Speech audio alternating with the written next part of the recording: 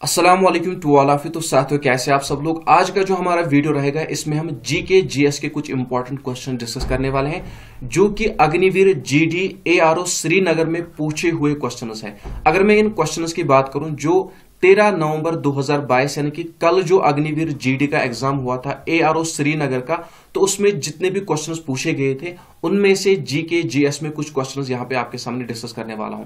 तो may be यहाँ पे इसका पार्ट 2 भी आएगा, उसमें हम जो है अच्छी तरह से पूरा का पूरा पेपर डिस्कस करेंगे। फिलहाल जितने क्वेश्चंस पॉसिबल हो पाए यहाँ पे मैं आपके सामने ला रहा हूँ। सारे के सारे क्वेश्चन सिलेक्टेड है और ऑथेंटिकेट क्वेश्चंस हैं। यहाँ पे अगर मैं बात करूं, मैं कल ही इन क्वेश्चंस को आपके सामने लाता, लेकिन मैं कोशिश कर रहा था कि as it is original paper आपके सामने ला पाऊं। अभी भी कोशिश है, इंशाल्लाह कोशिश सक्सेसफुल होगी, आपको मैं दिखाऊंगा, आप टेंशन ना लें। तो फिलहाल आज के इस वीडियो में हम अग्निवीर जीडी एआरओ श्रीनगर में जो 13 नवंबर 2022 में क्वेश्चन पूछे गए थे, यानी कि कल जो क्वेश्चन पूछे गए थे उन्हीं में से कुछ क्वेश्चन डिस्कस करने वाले हैं। तो चलिए देखते हैं इस वीडियो को और देखते हैं कि आप कितने क्वेश्चन सही कर पाओगे। यहां पे देखिए सबसे पहले प्रश्न की सबसे पहले क्वेश्चन की जो कि पूछा गया था, यहां पे आप देख सकते हो what is the unit of pressure. तो प्रेशर का यूनिट पूछा गया था, मीटर, डायोप्टर, पास्कल या नन ऑफ दीज। तो यहां पे अगर मैं बात करूं सी पार्ट की, दैट मीन पास्कल हमारा राइट आंसर होगा। इसके बाद देखिए नेक्स्ट क्वेश्चन क्या पूछा गया था, who was the second president of India. तो इंडिया का दूसरा प्रेसिडेंट कौन रह चुका है इनमें से, राजेंद्र प्रसाद, सर्वपल्ली राधाकृष्ण, एम.के. गांधी या नन ऑफ दीज। तो यहां पे बी पार्ट सर्वपल्ली राधाकृष्ण हमारा राइट आंसर होगा। इसके बाद देखिए नेक्स्ट क्वेश्चन की अगर मैं बात करूं, which of the following state has the highest coast line. आपको बताना है कि इनमें से वो कौन सी स्टेट है जहां पे हाईएस्ट कोस्ट लाइन देखने को मिलती है, आसाम, बिहार, गुजरात या नन ऑफ दीज। तो यहां पे अगर मैं सी पार्ट की बात करूं, गुजरात की अगर मैं बात करूं तो सी पार्ट हमारा राइट आंसर होगा। इसके बाद आ जाते हैं नेक्स्ट क्वेश्चन पे, दैट इज क्वेश्चन नंबर 4 पे हम आ जाते हैं। Virat Kohli is associated with which sport. तो अगर मैं बात करूं विराट कोहली की, आपको बताना है कि इसका संबंध किस खेल के साथ है, टेबल टेनिस, हॉकी, बैडमिंटन या क्रिकेट। तो यहां पे अगर मैं डी पार्ट की बात करूं, क्रिकेट की अगर मैं बात करूं तो क्रिकेट हमारा राइट आंसर होगा। इसके बाद अगर मैं नेक्स्ट क्वेश्चन की बात करूं, यहां पे आप देख सकते हो Dhyanchand is associated with which field. अगर मैं दयानचंद की बात करूं, इसका संबंध किस खेल के साथ है, हॉकी, क्रिकेट, कबड्डी या नन ऑफ दीज। तो यहां पे अगर मैं दयानचंद की बात करूं तो दयानचंद को जो है हॉकी विजार्ड ऑफ हॉकी के नाम से भी जाना जाता है, हॉकी ऑफ विजार्ड, ठीक है ना। तो यहां पे अगर मैं बात करूं दयानचंद की, तो इसका संबंध किसके साथ है, इसका संबंध हॉकी के साथ है। लेकिन मुझे लगता है कि यहां पे ये जो क्वेश्चन है, जिस तरह से यहां पे पूछा गया था Virat Kohli is associated with which sport, तो एक ही टॉपिक से 2 क्वेश्चन नहीं पूछे जाते हैं। तो मे बी यहां पे मुझे लगता है कि दयानचंद नहीं होगा, इसके बजाय दयानचंद अवार्ड होना चाहिए, जहां तक मुझे लगता है। क्या पता उसे लिखने में गड़बड़ी हो गई हो, तो यहां पे आई थिंक दयानचंद अवार्ड होना चाहिए। अगर मैं दयानचंद अवार्ड की बात करूं तो सपोर्ट्स के फील्ड में दिया जाता है, तो वो क्वेश्चन अगर होगा तो सपोर्ट्स उसका राइट आंसर है।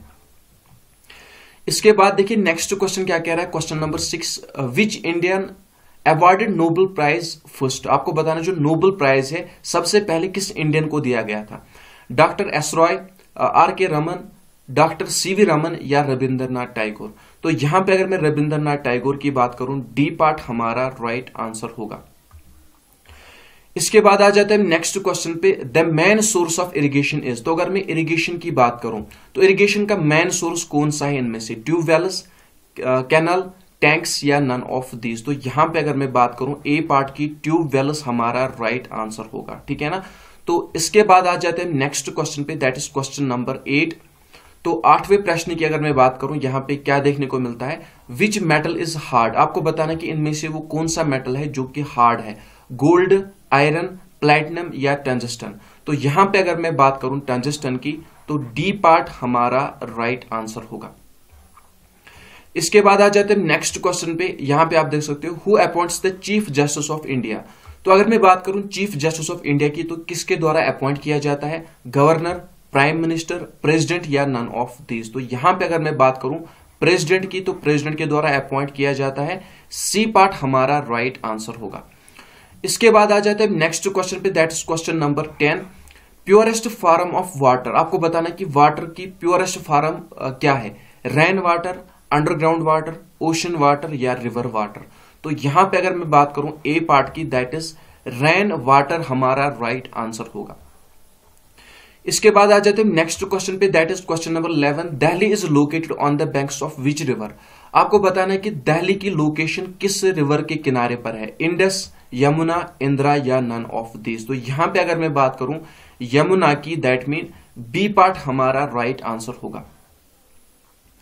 इसके बाद आ जाते हैं नेक्स्ट क्वेश्चन पे, that's question number 12। In which law force was defined by Newton. तो आपको बताना है कि न्यूटन के द्वारा ये जो फोर्स डिफाइन किया गया है किस लॉ में डिफाइन किया गया है, second law, first law, fourth law या नन ऑफ दिस। तो यहां पे अगर मैं सेकंड लॉ की बात करूं, ए पार्ट हमारा राइट आंसर होगा। इसके बाद आ जाते हैं नेक्स्ट क्वेश्चन पे, क्वेश्चन नंबर 13। यहां पे देखिए क्या कह रहा है, when bats flies dash type of wave produce.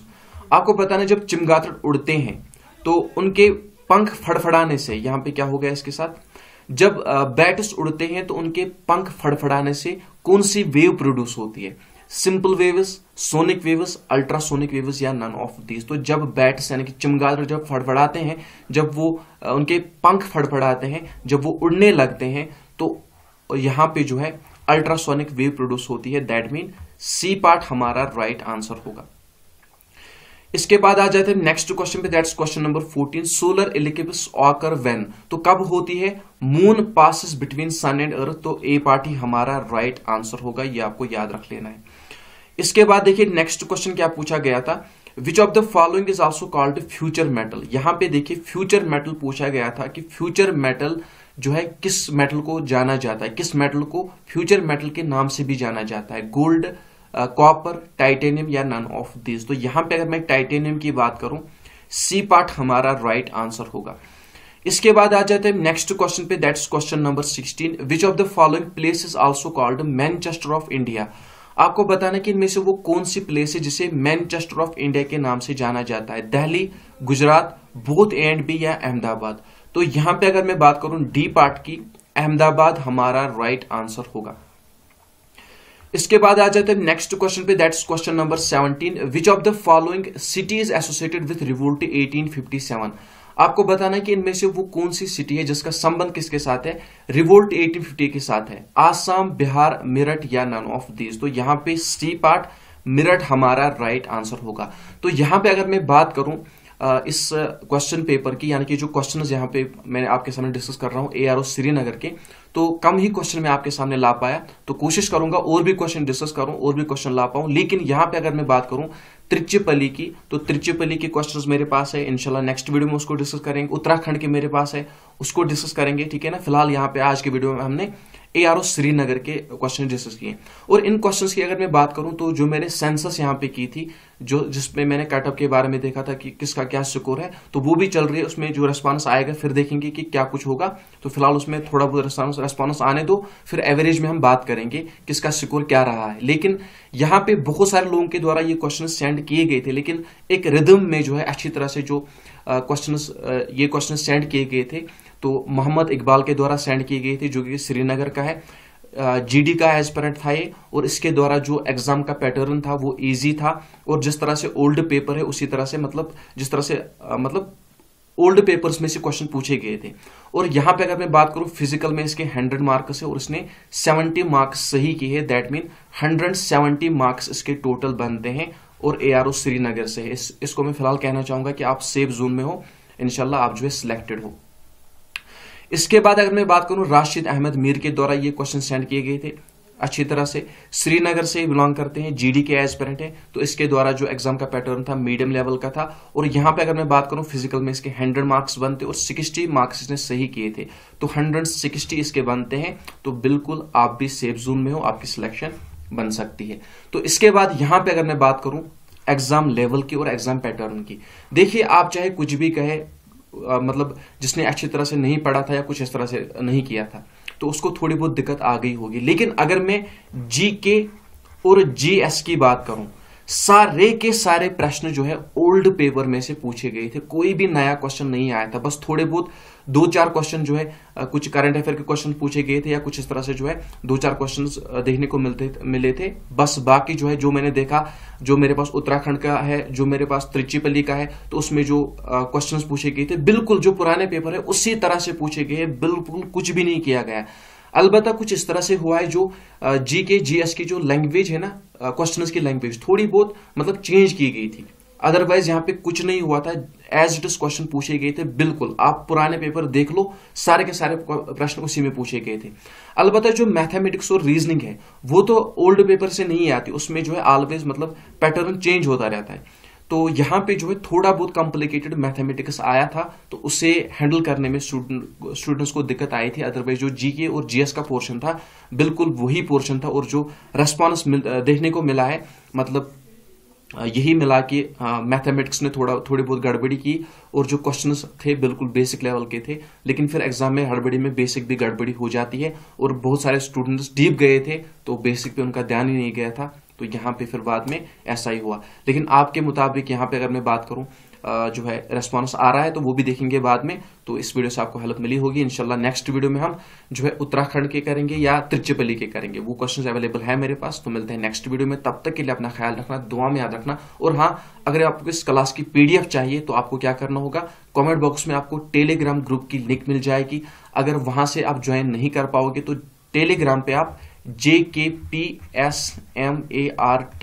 JKP उसके बाद स्पेस और स्मार्ट उसके बाद लिख देना, और आप जो है मेरा टेलीग्राम ग्रुप ज्वाइन कर सकते हो। वहां से आपको इस पूरे क्लास की पीडीएफ मिल जाएगी अच्छी तरह से आंसर्स के साथ। आप वहां से भी जो है ये पीडीएफ पा सकते हो। और जितने भी लोग चैनल पे नए हैं, चैनल को सब्सक्राइब करके जाना, साथ साथ बेल आइकन पर प्रेस करना, ताकि आपको मेरे लेटेस्ट वीडियो की अपडेट मिलती रहे। मिलते हैं नेक्स्ट वीडियो में, तब तक के लिए अपना ख्याल रखना, दुआ में याद रखना। अस्सलाम वालेकुम वरहमतुल्लाहि वबरकातुहू।